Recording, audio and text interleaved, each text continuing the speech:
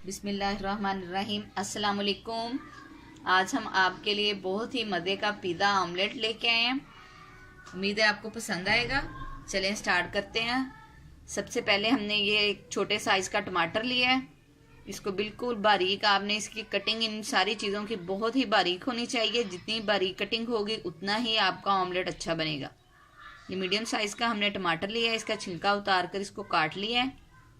ये भी हमने मीडियम साइज़ का हमारे पास प्याज था, हमने उसमें से आधा यूज़ किया है। ये भी हमने बारीक काट लिया है। 2 अदद अंडे हमने लिए हैं। नमक आप अपने टेस्ट के हिसाब से डालेंगे। ये सब्ज़ धनिया है और 3 सब्ज़ मिर्चें हमने बारीक काट ली हैं। नमक आपने अंडों में डाल लेना है। जितना आपको नमक चाहिए आप उतना डाल लें। सब्ज़ धनिया भी आपने इसमें अंडे में डालना है। अच्छे से इसको फेंट लेना है अंडों को।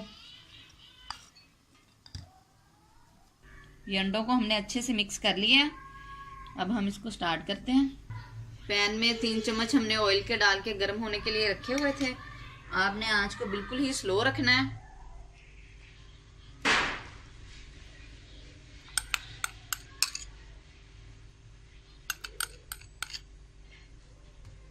अब हम इसके ऊपर ये टमाटर डालेंगे।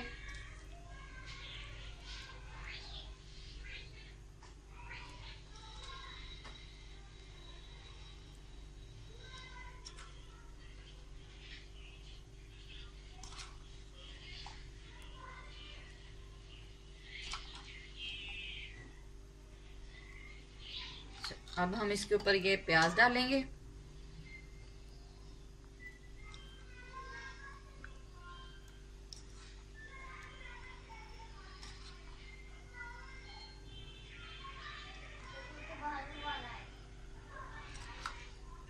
अब हम इसके ऊपर सब्ज मिर्चें डालेंगे। सब्ज मिर्चें भी आप ज़्यादा खाते हैं तो आप ज़्यादा डाल लें।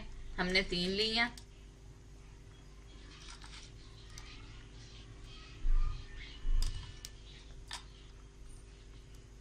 चलें, थोड़ा सा हमने इसमें ज़ीरा, कुटा हुआ ये ज़ीरा हमने इसमें डाल रहे हैं। इससे भी फ्लेवर बड़ा अच्छा आएगा। बिल्कुल ये 1/2 चम्मच के बराबर हमने इसमें ज़ीरा डाला है। अब हम इसको ढक देंगे।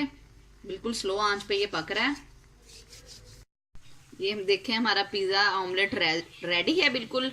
अगर आप चाहें तो आप इस पे चीज़ भी डाल सकते हैं। ये दोनों साइड से पक गया है अच्छे से। हमने इसकी साइड पलटी नहीं है, इसको ढक दिया था हल्की आंच पर और ये दोनों साइड से अच्छे से कुक हो गया। हम ऐसे ही इसको सर्व करेंगे।